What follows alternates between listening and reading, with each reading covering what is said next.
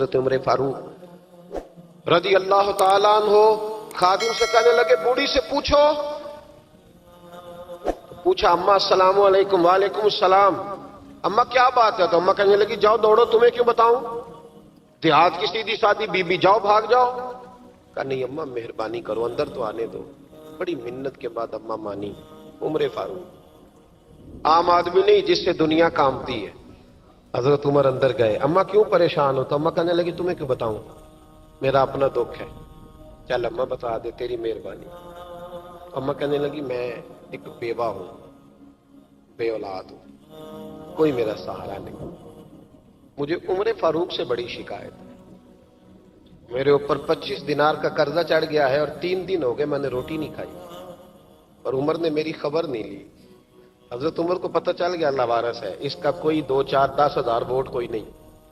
ایک کو میکے سے 6 مربے نہیں لے کے آئی, ایک اکیلی تنے تنہا. اور بھائی جب اللہ کا خوف ہوتا ہے تو پھر انسان ان غریبوں کو بھی مناتا ہے. پھر ریڑی والے کی بھی اہمیت بڑھ جاتی ہے, پھر رکشے والے کی قدر بھی بڑھ جاتی ہے. حضرت عمر فاروق رضی اللہ تعالیٰ عنہ کہنے لگے اماں عمر سے شکوہ ہے؟ کہاں؟ جناب عمر کہتے ہیں میں نے ایک جملہ کہا تو اماں نے تو مجھے لاجواب کر دیا. میں نے کہا اماں عمر کو کیا پتا کہ تو بھوکی ہے اور مقروض ہے, اسے کیا خبر؟ تو اماں کہنے لگی کیا کہا تم نے؟ عمر کو خبر نہیں, اسے پتا نہیں؟ تو عمر سے کہو نا چھوڑ دے حکومت, اس کے حوالے کرے جو خبر رکھ سکتا ہے. کیوں بیٹھا ہے پھر؟ ہمارے حکمران کہتے ہیں ابھی میں صدمے میں ہوں, نکلوں گا تو بات کروں گا. نہ ادھر ادھر کی تو بات کر, یہ بتا کہ قافلہ کیوں لٹا. مجھے رہزنوں سے غرض نہیں, تیری رہبری کا سوال ہے. ہاں تجھے جواب دینا پڑے گا. حضرت سیدنا عمر فاروق رضی اللہ تعالیٰ عنہ سے اماں کہنے لگی نہیں خبر رکھ سکتا تو حکومت کیوں کرتا ہے, چھوڑتا کیوں نہیں؟ تو حضرت عمر کہتے ہیں میں کانپنے لگا. دوڑے گئے جناب عمر. میں نے کہا اس اماں کا 6000 ووٹ نہیں کہ اس کی قدر کی جائے. یہ اماں کوئی بہت آکسفورڈ یونیورسٹی کی ڈگری ہولڈر نہیں کہ اس کی بات مانی جائے. کہ لاوارث اور بیوہ بی بی. عمر دوڑے گئے, گھر سے اناج کا تھیلا کندھے پہ رکھا, 25 دینار بھی لیے, پکا پکایا کھانا بھی لیا. خادم کہنے لگا حضور مجھے دے دے میں اٹھا لیتا ہوں. تو حضرت عمر فرمانے لگے چل وعدہ کر قیامت کے دن بھی میرا بوجھ اٹھائے گا. کہنے لگا جی نہیں وہاں نہیں اٹھا سکتا. فرمایا پھر آج بھی نہ اٹھا, مجھے ہی اٹھانے دے, یہ میرا بوجھ ہے تو مجھے ہی. اماں کے سامنے 25 دینار بھی رکھے. پھر اماں کو حضرت فاروق اعظم نے 2 مہینے کا راشن بھی دیا, پھر پکا پکایا کھانا بھی دیا. معمولی آدمی کی بات نہیں کر رہا, 24 لاکھ مربع میل کا حکمران. حضرت عمر مدینے میں بیٹھ کے کبھی للکار دیں تو کیسر و کسرا کی ٹانگیں کانپیں. جناب عمر فاروق رضی اللہ کھانا کھلا کے اماں چارپائی پہ تھی تو عمر نیچے بیٹھ گئے. کہنے لگے اماں چل عمر کو معاف کر دے, چل چل جانے دے, کوئی عرض نہیں, بیچارے کو پتہ نہیں چلا. تو اماں کہنے لگی تو نے پھر عمر کا ذکر چھیڑ دیا. بیٹے میرے گھاؤ بڑے گہرے ہیں, میرے زخم بڑے سخت ہیں, کلیجہ پھٹے تو تجھے دکھاؤں کتنی تکلیف میں ہوں. میں تو پکا ہوا پھال ہوں, کسی وقت بھی دنیا سے چلی جاؤں گی. میں نے عمر کو معاف نہیں کرنا. جب میں قبر میں جاؤں گی نا, نبی کریم علیہ السلام آئیں گے تو میں عمر کی شکایت کروں گی. میں کہوں گی حضور اس سے پوچھئے یا رسول اللہ بیوہ اور بوڑھی کا خیال ہی نہیں کیا. تو آپ کے غلام کہتے ہیں میں نے عمر کو کبھی اتنا روتے نہیں دیکھا جتنا آج روئے. کہنے لگے اماں عمر کو میں جانتا ہوں وہ کمزور ہے, یہ شکایت نہ لگانا, وہ کمزور ہے, مقابلہ نہیں کر سکے گا, یہ شکایت نہ لگانا, چل معاف کر دے. تو اماں کہنے لگی اچھا تو مجھے کچھ اچھا لگتا ہے, جا تیری خاطر عمر کو معاف کیا, تو پیارا لگا ہے, جا معاف کیا, تیری خاطر معاف کیا, تیری خاطر عمر کو معاف کیا. حضرت عمر فاروق کہنے لگے مجھے لکھ کے دو. کون اتنے جتن کرتا, کون؟ کسی سے کہنا جا اپنی اماں کو منا لے, تو کہتے ہیں نہیں میری غلطی کوئی نہیں تو مناؤں کس بات پہ, ہمیں تو 20 دلیلیں آتی ہیں. جا ابا کے پیر پکڑ لے. پتہ ہے نبی پاک علیہ السلام نے فرمایا جس کا باپ راضی ہوگا اسی کا اللہ راضی ہوگا, اور جس کا باپ ناراض ہوگا وہ سارا دن وظیفے پڑھے, اس کا اللہ راضی. یہ ابو داؤد شریف کی حدیث ہے. نا جی بڑی مہربانی, پیسے نہ لائیے گا آپ. اب بات سنیں, وہ بھی میں سمیٹنے کی طرف آ رہا ہوں, ختم کر رہا ہوں, آپ میری بات پہ توجہ رکھیں. عزیز بھائی, نبی کریم صلی اللہ تعالی علیہ وسلم نے جو اپنے غلاموں کی تربیت کی تو حضرت عمر فاروق کہنے لگے لکھ کے دو, لکھ. لکھ دو. تو اماں کہنے لگی آپ لکھیں میں سائن کر دیتی ہوں. آپ لکھ دیں میں سائن کرتی ہوں. حضرت عمر نے لکھا فلاں بنت فلاں کو عمر سے شکایت تھی. پھر انہوں نے عمر کو معاف کر دیا. اماں سائن کرنے ہی لگی تھی، سائن کرنے ہی لگی تھی کہ مولا علی شیر خدا آ گئے. حضرت عبداللہ ابن مسعود آ گئے. اوہو عمر یہاں بیٹھے ہوئے ہو، میں سارے مدینے میں تلاش کر رہا تھا، یہاں بیٹھے ہو، وہ کچھ لوگ ملنے آئے، نکلو. اماں نے سنا کہ یہ عمر تھے تو اماں اٹھ کے کھڑی ہو گئی. آئے ہائے عمر تھے، آپ عمر تھے؟ تو جناب عمر کہنے لگے اماں تو نے جو کہا ٹھیک کہا، لیکن اپنے وعدے پہ قائم رہا، یہ ذرا سائن کر دے. اماں نے سائن کیے تو حضرت عمر فاروق فرمانے لگے علی آ گئے ہو تو بطور گواہ تم بھی دستخط کر دو. عبداللہ ابن مسعود تم بھی بطور گواہ جب سائن ہوئے تو جناب عمر نے رکا لپیٹا اور مولا علی شیر خدا سے فرمانے لگے علی یہ رکھ لو، مجھے لگتا ہے میں تم سے پہلے دنیا سے جاؤں گا، اور جب میں پردہ کر جاؤں نا تو یہ رکا میرے کفن میں رکھ دینا. اگر حضور علیہ السلام نے پوچھا نا میری امت کے ساتھ کیا سلوک کر کے آئے ہو، تو رکا نکال کے کہوں گا یا رسول اللہ ایک بوڑھی ناراض تھی میں اسے بھی راضی کر کے آیا. حضور یہ میں راضی. بھائی جب تک ہم اللہ سے نہیں ڈرتے معاشرہ اصلاح پذیر نہیں ہو سکتا. حضرت عمر فاروق رضی اللہ تعالیٰ عنہ نا باہر والوں کا بھی بڑا سخت حساب کرتے تھے. بڑا ایک گورنر صاحب نے لباس بڑا شاندار پہننا شروع کر دیا تھا تو حضرت عمر نے اتروا کے نا تو انہیں ٹاٹ کا لباس پہنا کے تو اونٹ چرانے کی ڈیوٹی دے دی تھی. اتنا سخت احتساب کرتے. کسائی کی دکان پر بھی 1-2 گھنٹے کھڑے ہوتے تھے. جو آدمی مسلسل 2 دن گوشت خریدتا تھا نا فرماتے تھے اس کا ٹیکس بڑھا دو، لوگوں کو دال نہیں مل رہی اور یہ روز گوشت کھاتا ہے. حضرت فاروق اعظم اس کو جزیہ کہا جاتا تھا یا کچھ اور معاملات ہوتے تھے بڑھا دیتے تھے. مسلسل جو 2 دن آدمی گوشت کھاتا تھا فرماتے تھے مدینے میں غربت ہے، اگر یہ والا نظام تم کرو گے تو غریب لوگ کس کی طرف دیکھیں گے. لیکن اس سے زیادہ بڑھ کر جو ان کی زندگی کا معیار اور سٹیٹس تھا وہ یہ تھا کہ اپنے گھر کا خاص خیال رکھتے، خاص توجہ کرتے. ملک شام سے اور ایران سے کچھ لوگ آپ کی خدمت میں آئے تو وہاں سے کچھ کنیزیں بھی آئیں. ان کے بادشاہ پیغام لے کے شاہ ایران کی کنیز کو ملکہ نے کہا کہ نا حضرت عمر کی زوجہ کو دیکھ کے آنا ذرا کس طرح کی ہے. ہمارے ملک میں کیا کہتے ہیں خاتون اول، جی خاتون، باقی سارے دووں میں خاتون اول. ذرا خاتون اول کو دیکھ کے آنا.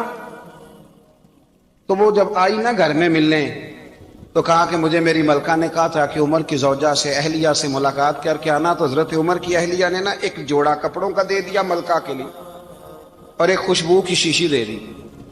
اب جب وہ تحفے وہاں گئے تو اس ملکہ نے نا کچھ سونے کا سامان بھیجا، کچھ زیورات بھیجے، کچھ تحائف بھیجے. جب حضرت عمر کے گھر آئے نا وہ خادم لے کے آیا، اس نے کہا جی آپ کی اہلیہ نے تحفے بھیجے تھے. تو جواب میں شاہ ایران کی بیوی نے یہاں جس ملک کا وہ سفیر تھا انہوں نے بھی یہ بھیجے. تو حضرت عمر فاروق نا وہ تحفے لے کے گھر گئے تو جا کے کہنے لگے اپنی اہلیہ سے یہ تو کب سے تحفے تحائف بھیجنے لگ گئی ہے، یہ کب سے نظام شروع ہو گیا؟ تو کہ حضور تحفہ دینا لینا تو ٹھیک ہے، سنت ہے، محبت بڑھتی ہے، تو یہ کوئی قباحت نہیں، اور میں نے اپنی ذاتی استعمال کے لیے جو چیزیں رکھی تھی وہ میں نے دی ہیں. تو حضرت عمر فاروق رضی اللہ تعالیٰ عنہ فرمانے لگے ہم نے کسی ملک کے ساتھ اور اس کے بادشاہ کے ساتھ ذاتی تعلق نہیں بنانا، تعلق جو بھی بنے گا رسول اللہ کے دین کی برکت سے بنے گا. ذاتی رشتے نہیں ہم نے قائم کرنے. ذاتی آپ کے ملک کی جو ایئر لائن جس کا ہر سال خسارے کا ڈنڈورا پیٹا جاتا ہے نا، وہ ہمارے بادشاہ صاحب اور صدر صاحب اگر غیر ملکیوں کو گھوڑا کبھی بھیجنا ہو نا، گھوڑا، تو پورا ایک جہاز گھوڑا لے کے تحفے میں جاتا ہے. پورا جہاز غریب قوم کا یہ سرمایہ، اور قوم بڑی بادشاہ ہے، لائنوں میں لگ کے ووٹ دیتی ہے. 2 کام ہمیشہ لائن میں لگ کے کرنے، ایک بل لائن میں لگ کے جمع کرانا ہے اور ایک ووٹ لائن میں لگ کے، تاکہ پھر پورے 5 سال لائن میں ہی لگے رہیں. مرضی سے آپ ووٹ دینا پر جو بات درست ہے اس کو سنو. حضرت عمر فاروق رضی اللہ تعالیٰ عنہ نے اپنی اہلیہ سے پوچھا کتنے کا تھا وہ تیرا جوڑا اور خوشبو کی شیشی؟ انہوں نے کہا 3 دینار کی. فرمایا یہ 3 دینار تیرے اور باقی جو تحفے آئے ہیں وہ تو خود کہہ، چونکہ اس نے تیرے نام بھیجے ہیں، تو کہہ کہ میں مال غنیمت میں دیتی ہوں، تو کہہ میں مسلمانوں کو کہہ. تو زوجہ ہنس پڑی، کہنے لگی میں نہ بھی کہوں تو مجھے کہنا تو پڑے گا ہی. کہنا تو میں نے ہے ہی، جو کہ سامنے عمر فاروق ہے، لہذا فرمایا کہہ دیتی ہوں میں نے دیا خزانے کو۔ حضرت عمر نے جمع کرا لیا۔ میں یہ کیا بات ہے، میرے گھر والے جو مرضی کریں، ان کا معیار زندگی جس طرح کا مرضی ہو۔ اور حضرت عمر ایک جملہ کہا کرتے تھے، اللہ کرے کہ یہ باتیں اس دور حاضر میں ہماری سمجھ میں آئیں۔ حضرت عمر فاروق رضی اللہ تعالیٰ عنہ اپنے بچوں کو فرمایا کرتے تھے کہ بہت آدمی کو بھوک لگی ہو نا، اور پھر اس کی پسند کا کھانا پکا ہو، تو اتنے شوق سے وہ اس کھانے کو دیکھتا ہے نا، فرمایا اس طرح پوری قوم اپنے بادشاہوں کے خاندان کو دیکھتی ہے، اس تیزی کے ساتھ دیکھتے ہیں کہ ان کے گھر میں کیا ہو رہا ہے، ان کا معیار زندگی کیا ہے، ان کا سٹیٹس کیا ہے۔ سیدنا فاروق اعظم رضی اللہ تعالی عنہ نے اپنے گھر کے اندر اپنے بچوں، آپ کے بچے دونوں کاروبار کے لیے مصر گئے، تو وہاں کے گورنر صاحب نے لوگوں سے، ایک بہت بڑا قافلہ گیا مدینے سے مصر تجارت کے لیے، جاتے ہیں نا آج بھی قافلے کئی ملکوں میں، تو یہ گئے تجارت کے لیے، تو حضرت عبداللہ ابن عمر، حضرت عبید اللہ ابن عمر، حضرت عمر کے دونوں بیٹے گئے۔ جناب عمر فاروق کے بچے جب وہاں پہنچے تو مصر کے گورنر نے نا لوگوں کو تعارف کرایا کہ یہ عمر فاروق کے بیٹے ہیں، یہ حضرت یہ چودھری کے بیٹے کو کون بتاتا ہے کہ تو چودھری کا بیٹا ہے؟ باہر والے بتاتے ہیں، گھر والے جی؟ اور سیٹھ صاحب کے بیٹے کو کون بتاتا ہے کہ تو سیٹھ صاحب کا بیٹا ہے؟ اور مالک کو کون بتاتا ہے کہ تو مالک کا بیٹا ہے اور یہ کرایہ دار ہے؟ یہ کون بتاتا ہے؟ یہ سوچ ہم دیتے ہیں بچوں کو، چودھری اور کمی کی سوچ، امیر اور غریب کی سوچ، مالک اور کرایہ دار کی سوچ، گھر کے مالک کی اور کام کرنے والے کی سوچ، یہ ہم دیتے ہیں۔ یاد رکھنا، یہ ہم دیتے ہیں، یہ ہمارا مزاج ہے، یہ باہر سے نہیں آتی۔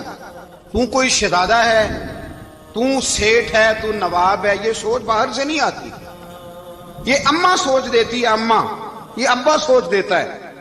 اور پھر جب تباہی اترتی ہے تو اس کے ذمہ دار بھی باہر والے نہیں ہوتے، گھر والے ہوتے ہیں، گھر والے۔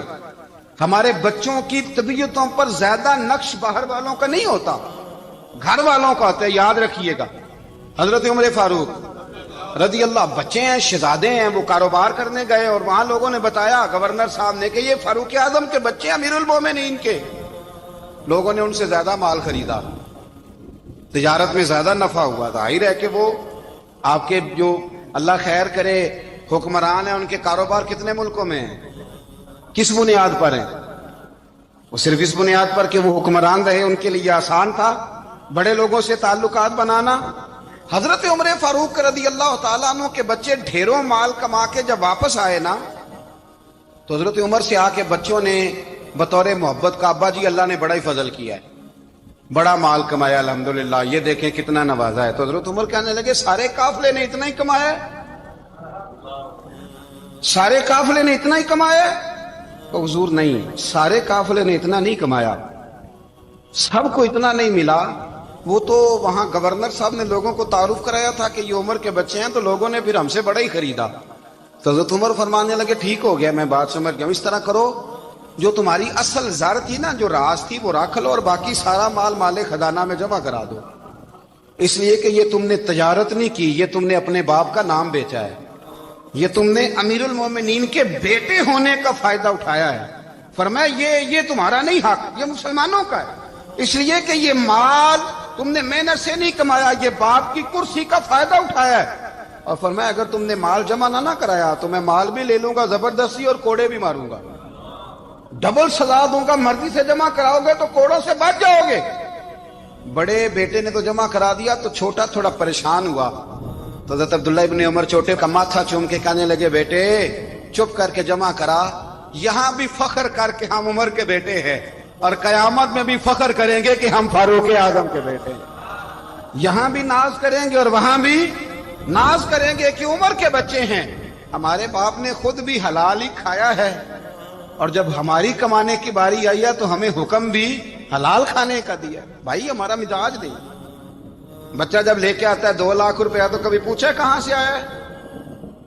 جب وہ پہلے دن غلط دوستوں کے پاس جا کے بیٹھتا ہے تو کبھی نکالا ہے گھر سے اسے؟ یہ بہت سارے خمیازے ہمیں اس لیے بھگتنے پڑتے ہیں کہ ہم ابتدا میں سوراخ بند نہیں کرتے. جب اس میں شگاف پڑ جاتا ہے, سیلاب آتا ہے, تو ہمیں ہوش آتی ہے. حضرت عمر نے اپنے گھر میں نگرانی رکھی, کڑی نگرانی.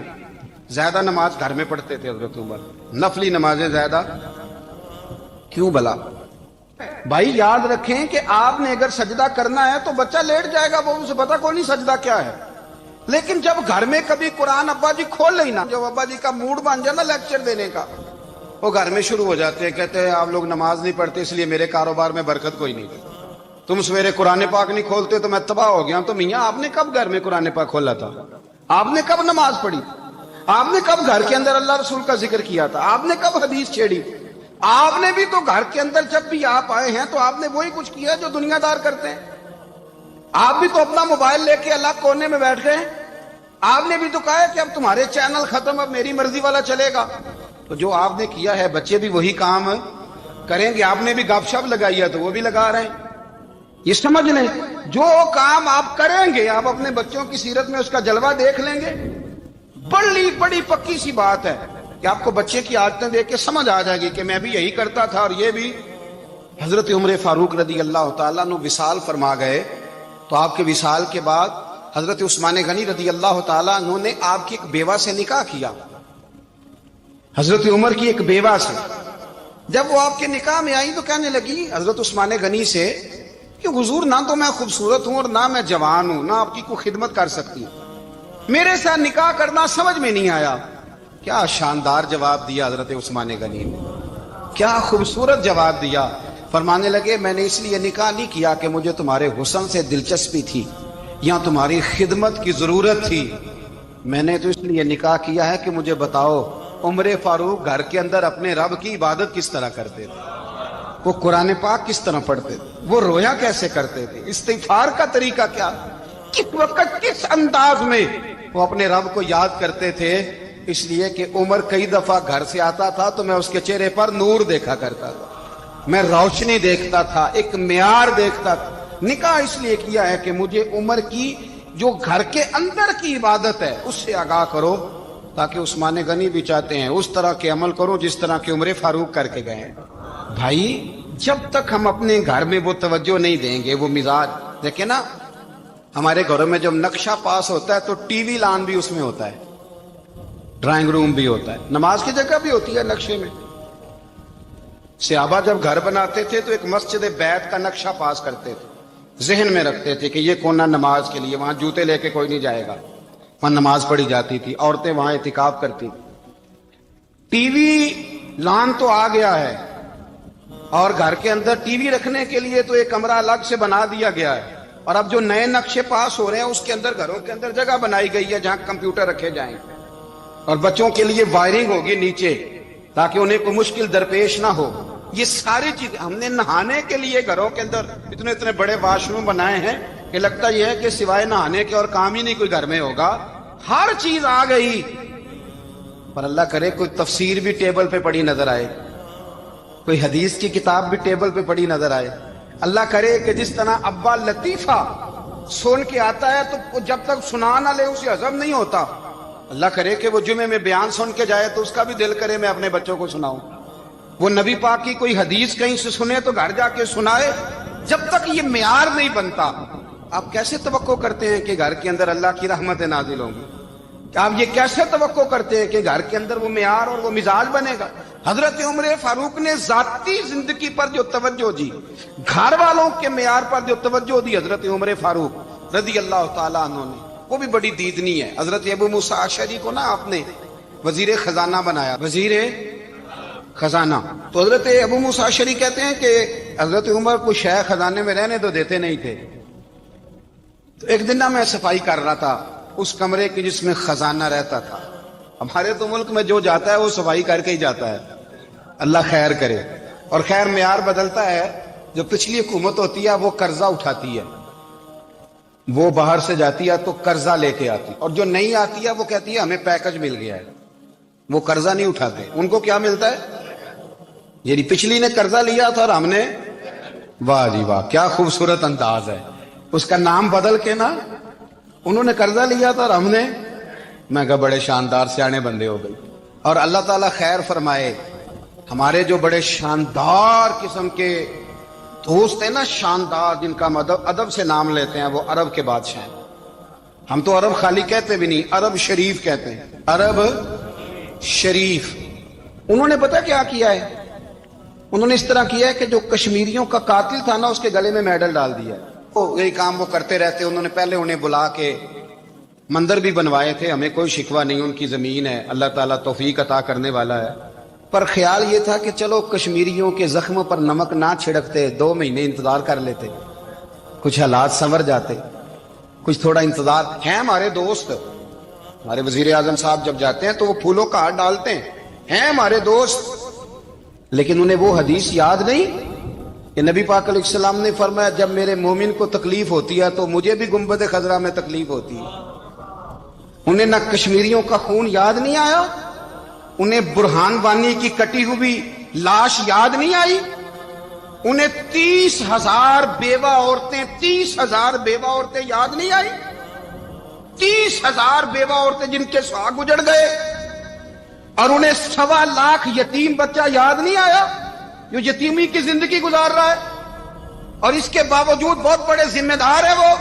مجھے پڑھ لینے دو آج احمد فراز کا شعر، وہ ہمارے مکتب کوئی ایسا نہیں کہ وہ مولوی تھا، وہ غیر جانبدار تھا، پر مجھے آج پڑھ لینے دو اس کا شعر، ایک کلیجے کا درد ہے، پڑھ لینے دو۔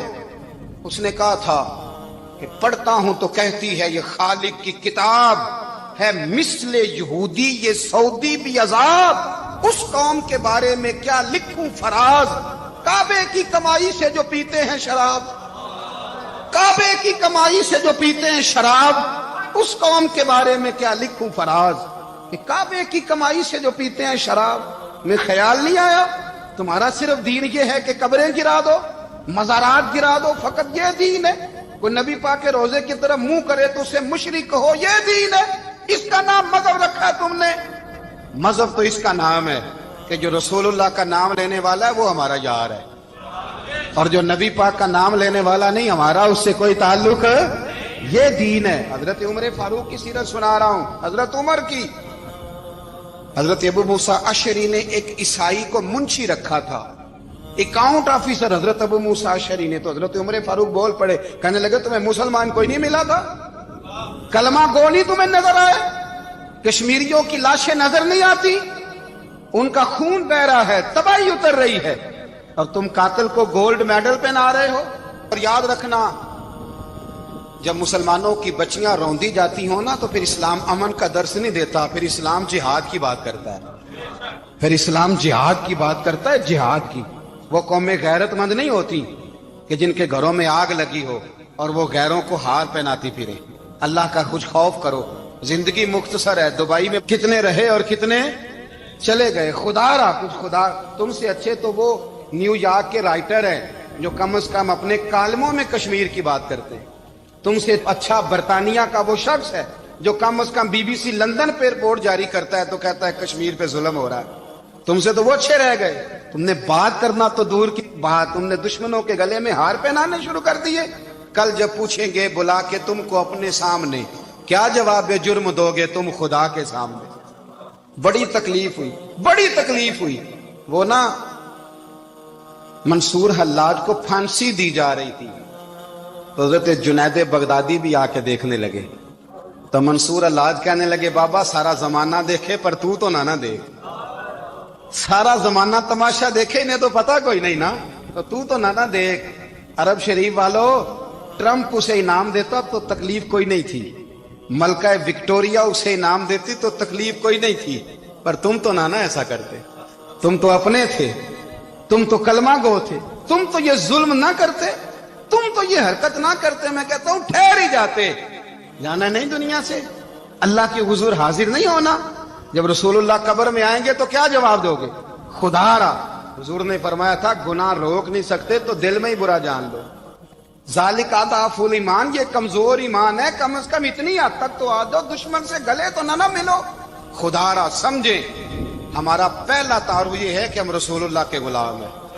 اقبال نے کہا تھا وطن کا بت نہ بنانا، وطن کو بت نہ بنانا۔ اقبال کہنے لگے ان تازہ خداؤں میں بڑا سب سے وطن ہے، جو پیرہن اس کا ہے وہ مذہب کا کفن ہے۔ اس لیے کہ بازو تیرا توحید کی قوت سے کبھی ہے. اسلام تیرا دیس ہے, اسلام تیرا دیس ہے. کیونکہ تو مصطفی ہے, تو نبی پاک والا ہے, مصطفیٰ والا. اسلام تیرا دیس ہے, تو مصطفی ہے. امریکہ میں جو مسلمان رہتا ہے ہمارا بھائی ہے, اور پاکستان میں جو مرزائی رہتا ہے اس سے ہمارا کوئی تعلق نہیں ہے. حضرت عثمان غنی نے اپنے چچا کے بیٹے سے کہا تھا کہ تو کلمہ نہیں پڑھتا تو تیرا میرا رشتہ کوئی نہیں. بلال حبش سے آیا ہے پر میرے نبی کا غلام ہے, تو سگے بھائیوں سے بھی آگے ہے. ہزاروں قومیں وجود میں آئیں دہر میں خوش کو تر کے رشتے سے, پر ہم نے بنیاد دوستی رکھی یاد خیر البشر کے رشتے سے. اپنی ملت پر قیاس اقوام مغرب سے نہ کر, خاص ہے ترکیب میں قوم رسول ہاشم. کچھ خیال کرے, پہلا تعارف دین ہے, اگر دین نہیں تو پھر کسی وطن کی کوئی ضرورت. اس لیے کہ پاکستان کا تصور اقبال نے پیش کیا نا, تو اقبال کہنے لگے ان تازہ خداؤں میں بڑا سب سے وطن ہے جس کو تم بت بنا کے پوجتے ہو. ہمارا وطن تو ہمیں جان سے زیادہ پیارا ہے, پر پہلے پاکستان نہیں, پہلے اسلام. پہلے اسلام تیرا دیس ہے, تو مصطفی ہے. تو آمدام برسر مطلب حضرت عمر فاروق رضی اللہ تعالی عنہ. حضرت سیدنا ابو موسیٰ اشعری کہتے ہیں کہ میں نے نا صفائی کی, مال غنیمت کی میں نے صفائی کی, تو ایک دینار مجھے نا کہیں پڑا ہوا مل گیا. تو فرماتے ہمیں اجازت ہوتی تھی کہ ایک آدھ دینار ہم اپنی مرضی سے کہیں خرچ کر. تو حضرت عمر کے بیٹا گزر رہا تھا, تو حضرت ابو موسیٰ اشعری کہتے ہیں میں نے صفائی کی تو ایک دینار نکلا, تو میں نے وہ ایک دینار نا حضرت عمر کے بیٹے کو دے دیا. میں نے کہا لو بیٹا اپنے چچا کی طرف سے تحفہ. تو گھر جا کے انہوں نے حضرت عمر کو بتایا کہ چچا نے پیسے دیے ہیں. چھوٹے بچے تھے. حضرت عمر نے حضرت ابو موسیٰ اشعری کو بلا لیا اور بلا کے فرمانے لگے میں تو تمہیں اپنا دوست جانتا تھا, اور تو نے میری اولاد کو ہی دنیا دار بنانا شروع کر دیا. میرے بچوں کو ہی تم نے دنیا دار پیسوں پہ لگانا شروع کر دیا. میں تو تمہیں یار سمجھتا تھا. فرمایا تمہیں چاہیے تھا میرے بیٹے کو نصیحت کرتے کہ بیٹا پیسوں سے رب راضی نہیں ہوتا, اس کی رضا والے کام کیے جائیں تو رب راضی ہوتا ہے. اور فرمایا تمہیں کوئی اور گھر نہیں ملا تھا تباہ کرنے کے لیے, میرا ہی گھر ملا تھا. اٹھاؤ اپنا دینار, اور خبردار آج کے بعد میرے بچوں کے ساتھ یہ والی نیکی نہ کرنا. اور ہمارا کیا سٹیٹس ہے, دوستی ہے یہ اس سے جو تحفے زیادہ دے, جو بچوں کو خراب کرنے میں مدد زیادہ کرے, اس کے ساتھ یہ رہنا. حضرت عمر نے گھر پہ اور سب سے بڑھ کر اپنی ذات پہ توجہ کی. حضرت ابو مالک رضی اللہ تعالیٰ عنہ کہتے ہیں میں عمر کے پیچھے پیچھے ایک باغ میں گیا, اکثر اس باغ میں جایا کرتے تھے. اور عمر جا کے نا تو درخت کے نیچے بیٹھ گئے اور فرمانے لگے او امیر المومنین اللہ سے ڈر جا, ورنہ جس رب نے حکومت دی ہے وہ عذاب بھی بڑا دے گا. ڈر جا رب سے. کبھی ساری زندگی حضرت عمر نے اپنا کوئی تعارف نہیں کرایا, کبھی نہیں. ایک بندے نے آپ کے سامنے تعریف کر دی آپ کی, تو فرمانے لگے تو خود بھی ہلاک ہوا اور مجھے بھی ہلاک کر دیا. کیا ضرورت پڑی ہے میری تعریفیں کرنے کی, اتنی دیر میری تعریف میں لگائی. اللہ کا ذکر کرتا رب تجھے ثواب دیتا, حضور پہ درود پڑھتا تو رب تیرے اوپر رحمتیں نازل کرتا. کس چکر میں؟ آج جتنا اچھی کوئی خوشامد کرے اتنی اچھی وزارت ملتی ہے, جتنی اچھی اس کو جو ہے وہ چاپلوسی کرنی آیا درجہ بھی اسے اتنا ہی اچھا ملتا ہے. حضرت عمر فاروق رضی اللہ تعالیٰ عنہ آپ کے بیٹے کہتے ہیں, صاحب فتوح الشام نے لکھا ہے, آپ کے صاحبزادے کہتے ہیں میں نکلا تو میرے ابا جی نا اپنی پشت پر مشکیزہ رکھ کے کنویں سے پانی بھر کے آ رہے. میں دوڑ کے آگے گیا, میں نے کہا ابا جی مجھے دے دے. فرمانے لگے بیٹا تیرا کیا خیال ہے, کوئی اور نہیں تھا مشکیزہ بھر کے لانے کے لیے, تیرا کیا خیال ہے؟ کہا ابا جی بڑے لوگ تھے پر آپ کیوں اٹھا رہے ہیں؟ فرمانے لگے نفس نا ذرا میرا بڑا ہو گیا تھا, اسے ذرا ذلیل کر رہا ہوں, ذرا اپنا محاسبہ کر رہا ہوں. یہ مجھے کہہ رہا تھا تو بڑی چیز ہے, تو میں نا ابھی مشکیزہ گھر رکھ کے آؤں گا, پھر تیری ماں نے مجھے کہا ہے کہ گھر میں لکڑیاں کوئی نہیں جلانے کے لیے, پھر میں جنگل سے لکڑیاں کاٹ کے لاؤں گا.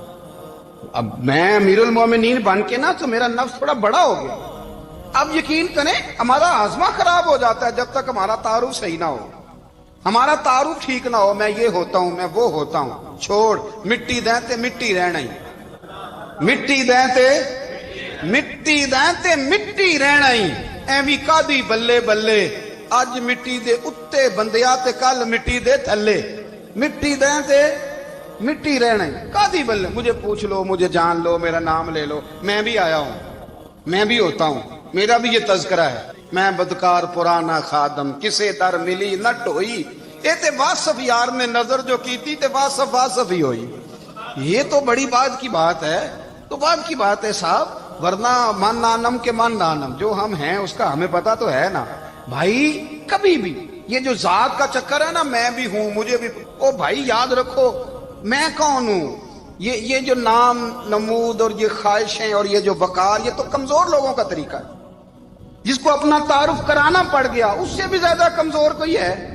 فوٹو میں دکھاتا پھرتا ہے فلانے کے ساتھ فوٹو، فلانے تو کمزور بندے یہ کام کرتے۔ حضرت عمر فاروق، اللہ اکبر، حضرت عمر جیسا بندہ 24 لاکھ مربع میل کا حکمران، اور شاہ روم کو خط لکھ کے کہتا ہے میں منت نہیں کرتا، میں حکم دیتا ہوں۔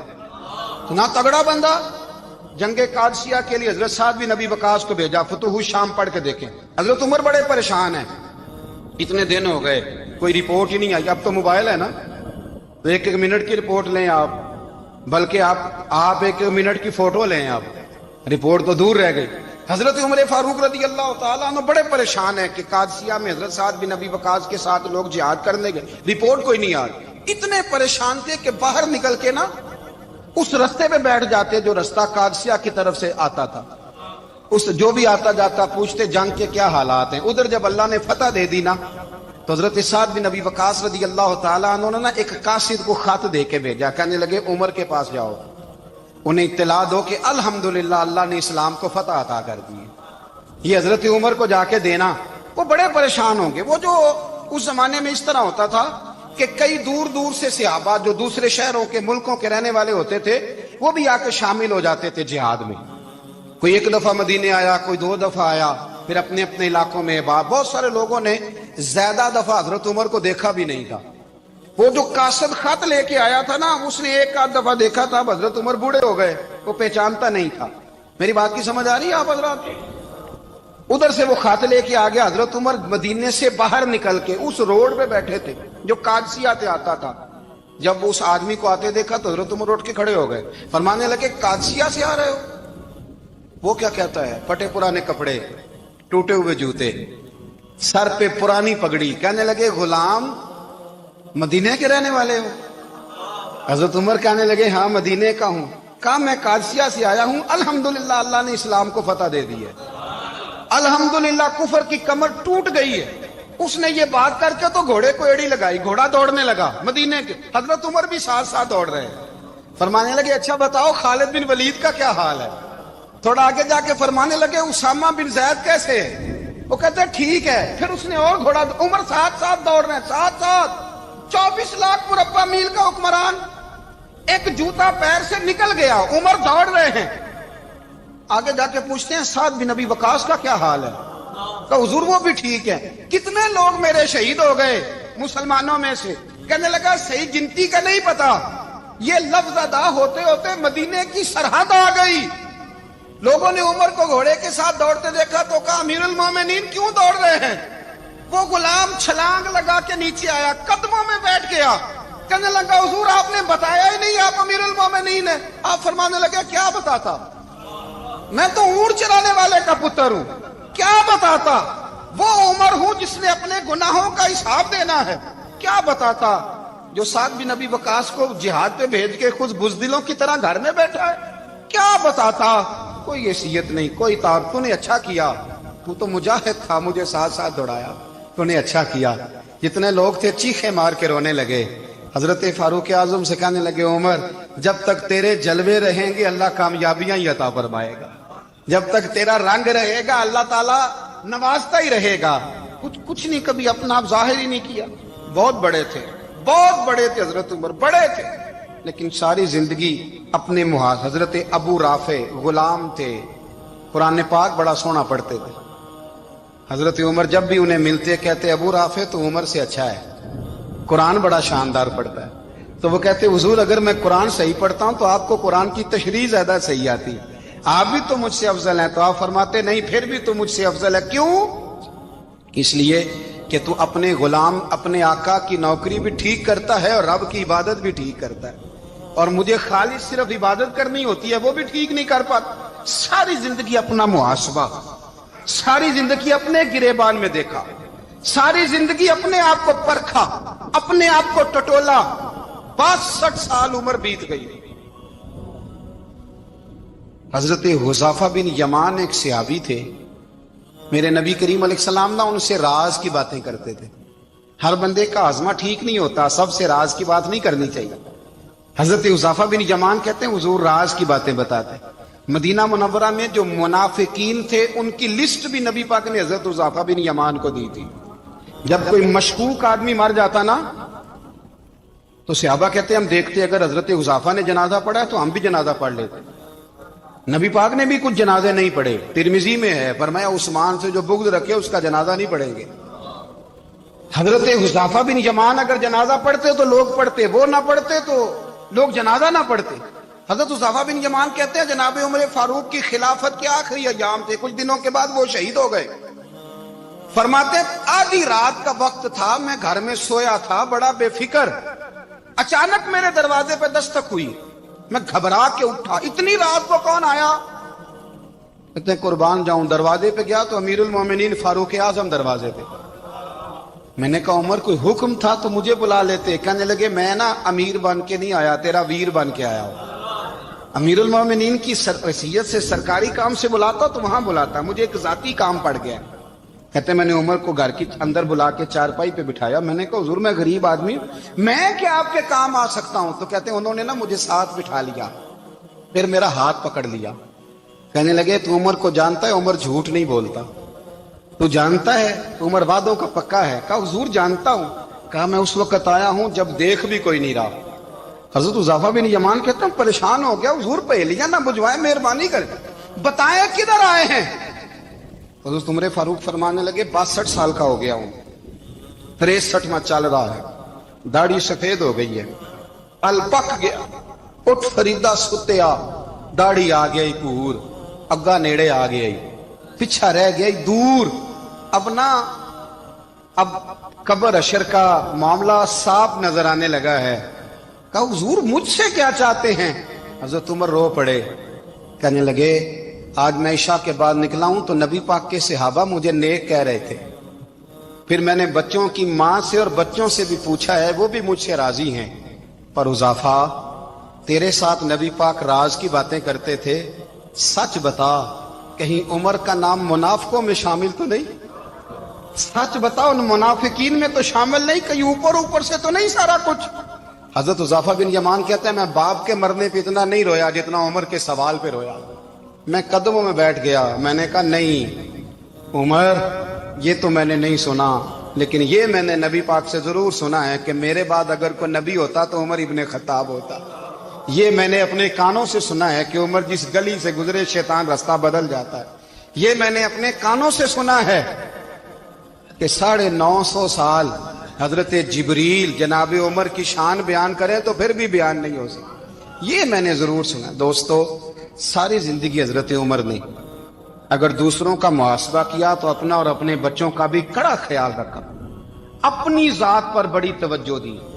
जो लोग अपना भूल जाते हैं ना, हमें अपनी सेहत का बड़ा ख्याल है लेकिन अपनी रूहानी जिंदगी का कोई ख्याल नहीं है, कल्बी जिंदगी का कोई तसव्वुर नहीं है। आप यकीन करें मोटा आदमी कमजोर होने के लिए जद्दोजहद कर रहा है, कमजोर ताकतवर होने के लिए, लेकिन जिसको कितने दिन बीत गए अल्लाह रसूल की याद में रोया ही नहीं, कितने दिन बीत गए ना सुनने को दिल ही नहीं चाहा, जिसे महीनों बीत गए और कुरान पाक की तरफ नजर ही नहीं गई, वो फिक्रमंद ही नहीं।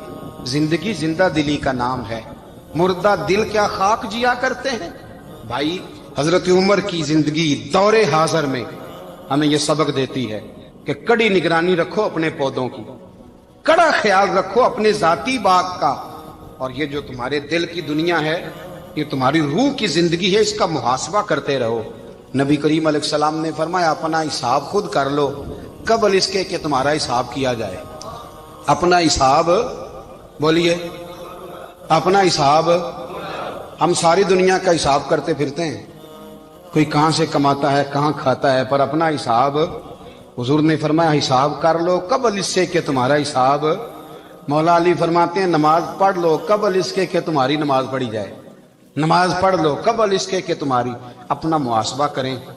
تھوڑا سا نا اوپر دائیں بائیں دیکھنے کی بجائے تھوڑی سی گردن جھکا کے نا، درویش کہتے ہیں برے بندے نو میں لبن ٹریا تے جگ تے ملیا نہ کوئی، اپنے اندر چاتی پائی تے میں تھوں برا نہ کوئی. تھوڑی سی نا، تھوڑی سی اپنی طرف توجہ دیں. ہم نا بے چین وقت گزار رہے ہیں، بے قرار ہیں، بے سکون ہیں. سبب یہ ہے کہ ہم نے نا اپنا حساب کرنا چھوڑ دیا.